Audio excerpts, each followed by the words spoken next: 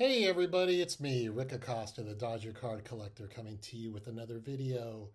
Today is Friday, May 19th, 1 week before Memorial Day weekend. Looking forward to that because I only have to work 4 days next week.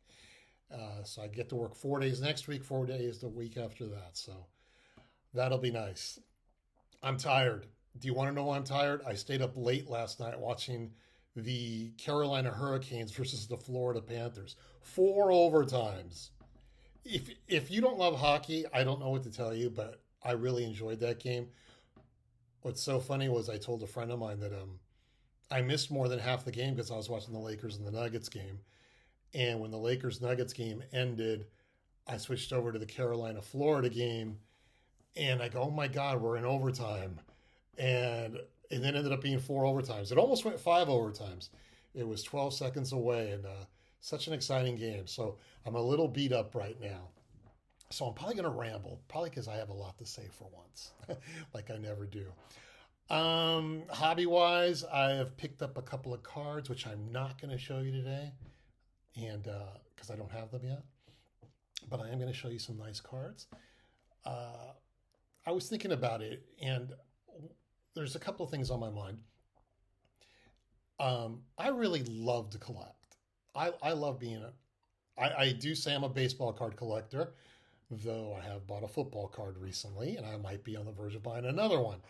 Um, but I love to collect, and I hope that shows off in my videos, just because I think that YouTube and showing off our collections is a lot of fun.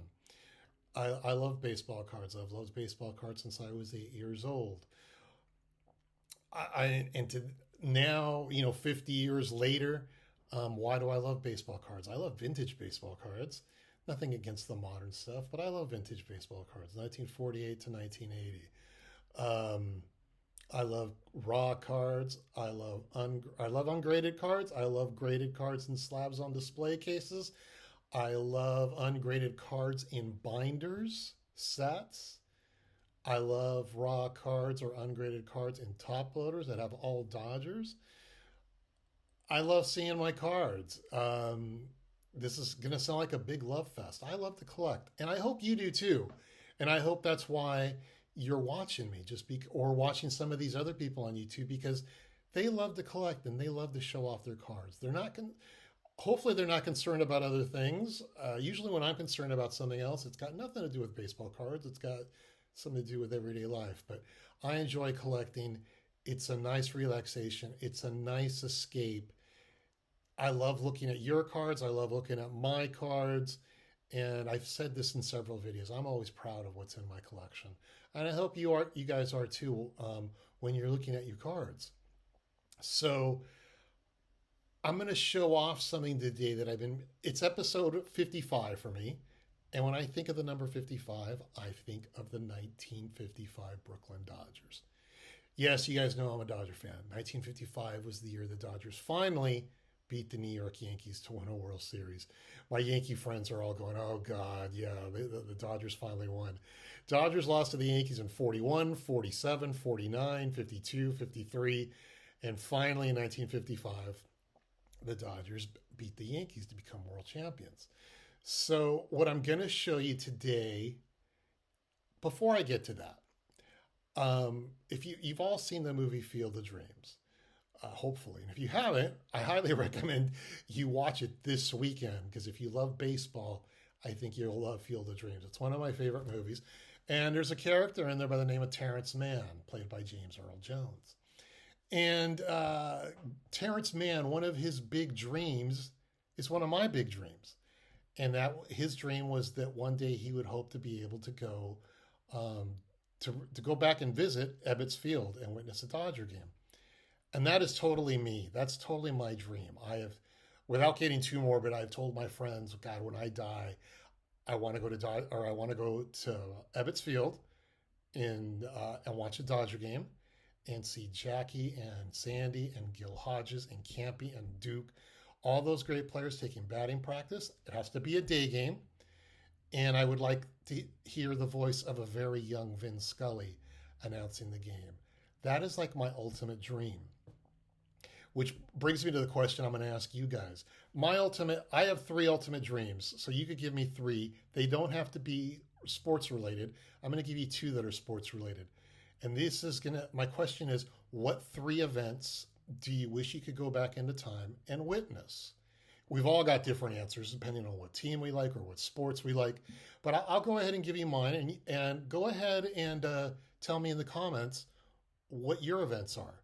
So I have two sports events. My first one, as I mentioned, is I would like to go to a Dodger game at Ebbets Field. And I guess I'm going to throw in there, I guess I'd like to go to the day they finally won the World Series, but that was at Yankee Stadium. So I'll leave it at they won that in Yankee Stadium. So I'll settle for, I would like to go to a Dodger game at Ebbets Field and witness all those things I just mentioned to you. Number two on my list, I wish that I had been in Lake Placid in 1980 to witness the Miracle on Ice, the USA versus the USSR. That, to me, still draws inspiration to me. I've loved that story since I was 15 years old. Still love that story today. And I would give anything to have been able to have attended that game. So that's number two. And number three, for my non-sports event, I wish I had been in the crowd the night the Beatles played on the Ed Sullivan Show. It would be a dream to see the Beatles play. And I don't think I'd hear much because a lot of girls were screaming, but I would have loved to have seen the Beatles live, and I guess I'll pick the Beatles at Ed Sullivan. So I've got Dodger game at Ebbets Field, Miracle on Ice, 1980, and a Beatles concert, preferably on the Ed Sullivan Show. Those are my three events. What are yours? Tell me. And because I discussed the Dodgers at Ebbets Field, and this is episode 55 of my YouTube channel, whatever it's called, Dodger Card Collector. I'm going to show off my 1955 Topps team set for the Dodgers. And I'm going to cheat a little because Topps didn't include all the players that played on that great team in 1955. So let's have fun. Let's enjoy our collections. Let's collect some good stuff. Let's show it off to people on YouTube. Let's put them in binders. Let's put our cards in top loaders. Let's put them in display cases. Let's have a good time, damn it. All right, here we go. Let me turn the camera around. So I wasn't planning on showing many cards, but I realized once I took out my Dodger Topps and Bowman's card that I have a lot of cards. So I'm probably going to not have many, or I barely have any stories to tell about these cards. I might instead share with you how I got these cards. But we're going to start off looking at the 1955 Topps Dodger team set from that year. And we're going to start off with Jim Gilliam. Gilliam, along with, I think there's 12 cards from 1955. I bought these cards years ago. When I mean years ago, I'll say 8 years ago. And I remember they were on eBay. It was a lot of 12 Dodger cards. He wanted $159 for them. And I remember thinking, I can't afford that. I think I had recently returned to the hobby, and I was just like, I put them on my watch list. And for some reason, this seller, and like I said, this was several years ago, all of a sudden he dropped the price by like $90. And all of a sudden I go, look at that, the 12 cards cost $69, something like that. So I bought them. So that's where these cards all came from, the same collector, a lot of the ungraded. So there's Jim Gilliam. I think all the Dodger cards have the yellow background. James Gilliam. There's true or false questions on here. On the back. Let's see. Next up is Coach Billy Herman. It's interesting that Coach has got cards back then. Billy Herman has a couple of Dodger cards as a coach. As did Chuck Dressen before he became manager of the Dodgers. Which catcher caught 7 men trying to steal? If I could read that better. When I see the video, I'll be able to read it. But when I read it to you like blind, I can't tell what the question is. That's Billy Herman. Johnny Padres, who would become a World Series hero, winning Game 7, pitching a 2-0 shutout. And from what I heard, he had a good time that night of the celebration. He had a really good time. So that's Johnny Padres. Next up is Don Hoke. As I mentioned to you in a previous video, I think he was more popular with the Pirates later in his career. But here's Don Hoke. Donald Albert Hoke. Yeah, so far we're all sticking with the yellow backgrounds here for the Dodgers. But they do have different colors down here in regards to the border color. This one's red. I've got blue borders, green borders. Let's see. Yeah, here's a blue border. Jim Hughes. Some of these guys that I'm going to show you, I honestly do not know much about. In fact, when I selected some of the 1955 Bowman cards, I go, these guys never even played. Some of them, if they didn't play in 1955, I didn't include them in the set. I'm trying to figure out if that's like some type of staple hole. I have not looked at some of these cards in a while, so I need to take some of my own advice. And when I say enjoy your collection and enjoy your cards, you might want to try looking at them, because this is the first time I've seen some of these cards in a while. Sandy Ambrose, one of the heroes from Game 7 with that great catch in left field and turned it into a double play. I think that might have ended the Yankees' last rally. To this day, how he caught the ball, only because he was a left-handed thrower and had his baseball glove on his right hand. I think was he able to lunge out and catch that. If he had been a right-handed thrower, we might not be talking about the 1955 Yankees. We might be talking still about the Yankees that year. Sandy Ambrose. Carl Spooner. Got the green border. So we've got, all the cards have a profile photo. And then we've got the action shot. We got the logo. It's a good looking set. 1955, I think my one complaint, might be my only complaint, it was a small set, 206 cards, which does make it easy if you want to work on it. I have the one big rookie card I need is the Clemente. So if I ever get a Clemente card, I'll consider starting that set. Here's Don Zimmer. Started his playing career with the Dodgers, got traded to the Mets and the Cubs. Became a baseball manager with the Padres at first, then the Red Sox, and kind of became famous with the Yankees again as a coach. Got pushed around one day by Pedro Martinez. We won't go into that. I like his pants on this one. That's Donald William Zimmer. And here's another coach, Rube Walker. Well, he was the catcher at this point. He would later go on to with Gil Hodges and be one of the coaches on the Mets. But that's Rube Walker. It's funny how all the Dodgers have yellow backgrounds. I don't know if there are other teams that have different colors, like mixed colors. Bob Milliken. I believe he might be the exception to my rule. I don't believe he played for the Dodgers in 1955. He played for them in 1954. But I wanted to keep the Topps collection intact, so I'm showing them off here. Joe Black. He was traded early in the 1955 season. He was the Rookie of the Year, I believe, in 1952. But he didn't last very long. He was 30 years old by the time the Dodgers got rid of him. That's Joe Black. Clem Labine. Had a long-time career with the Dodgers. He played on the 55 Dodgers, the 59 Dodger World Championship teams. Came out to LA with them. Eventually, I think he ended up on the Pirates 1960 World Series team. That's Clem Labine. Ed Roebuck. I like this photo, or I like this image. And it looks like he's wearing a Dodger jacket in this other photo. I need to upgrade this card a little. Most of these cards look to be at least in VG to X.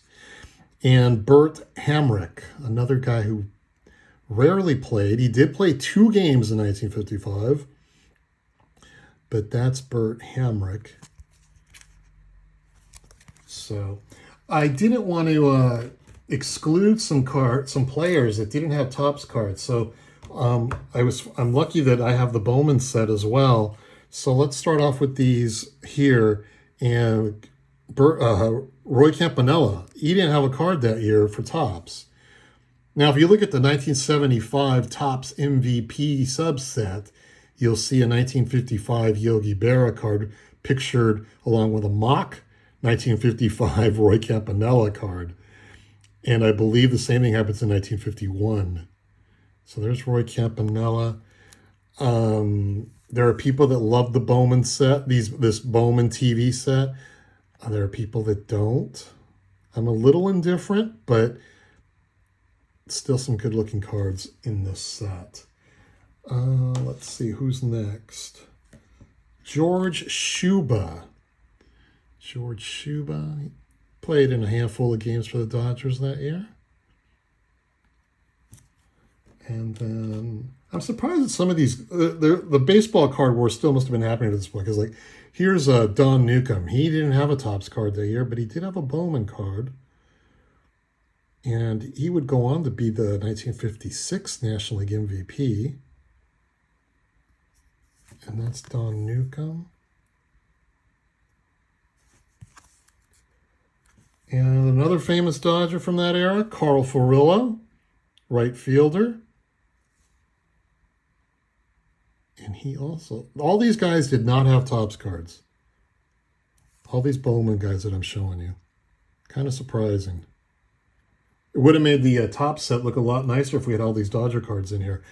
Carl Erskine, another guy that didn't have a Topps card. There are roughly 30, low 30s, I think, or high 20s, different players that appeared in 1955 cards.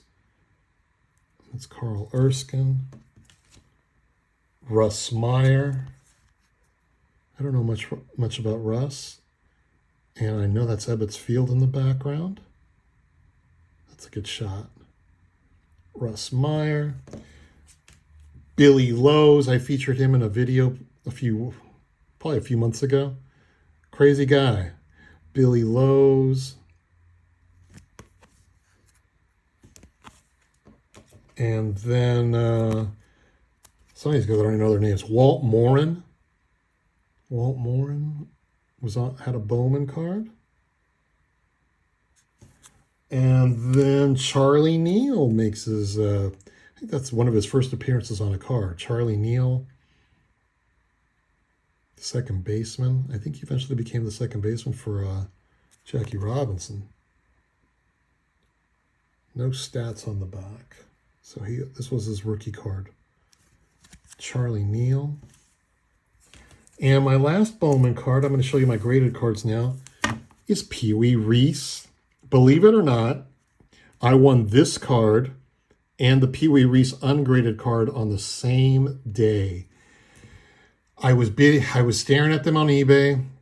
I didn't think I was going to win this card, and I bid low, or not low, but I bid decently on an ungraded card, and I ended up winning the ungraded card. And then an hour later, I ended up winning this card because nobody else bid. So I won both cards on the same day. So I have a graded and an ungraded version. But here's Pee Wee in all his glory. Dodger captain.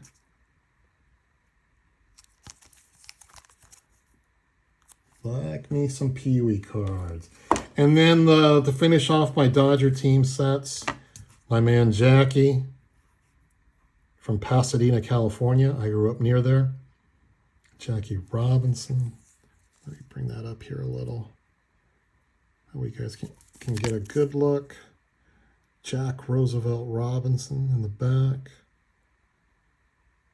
If I had better eyes, I could read those quizzes, but it's funny because I actually look at these quizzes and then I watch the video and I go, oh, look, that's what it said, but I couldn't tell when I'm doing these, when I'm recording these videos. Sandy Koufax. I bought this from my LCS several years ago, and first big card I've ever had. I know you guys have heard me before. This was the first dream card. Big Koufax, big Koufax fan. So this is the one card. If I have to get rid of everything and keep one, this is the one I'm keeping. I don't care that it's a 2.5. I think it's brilliant. Sanford Koufax. baseball was first played in Cooperstown, New York? The answer is true. That I could read. Sandy Koufax. What, I got two more. Gil Hodges. That's a great card. These 55s I think are really nice. I wish there were more of them. I think that's really my only complaint. I wish they made different colors because I know there's green backgrounds and red backgrounds. The Dodgers are all yellow, but that's fine. I wish they would have at least made Campanella and Pee Wee, the two Hall of Famers. I wish Topps would have at least done that, but no such luck. So there's Gil Hodges. And my last card, the very last card of the set, is card number 210, Duke Snider. Not a cheap card to find. I mean, I found it several years ago, and it was expensive, but compared to what it is today, it's a lot different. It's a hard find, or it's just an expensive card to buy, but this might be one of my favorite Duke Snider cards. And I have all this. The only Duke Snider card I do not have is the 1963 Topps card on the Mets. That's the one card I'm still missing. But that's Duke Snider. And that, everybody, are my 1955 Dodgers. Great season. They finally won a World Series. And I'm happy to share my collection with you. So if you lasted this long, thanks so much for watching. And we'll catch you next time.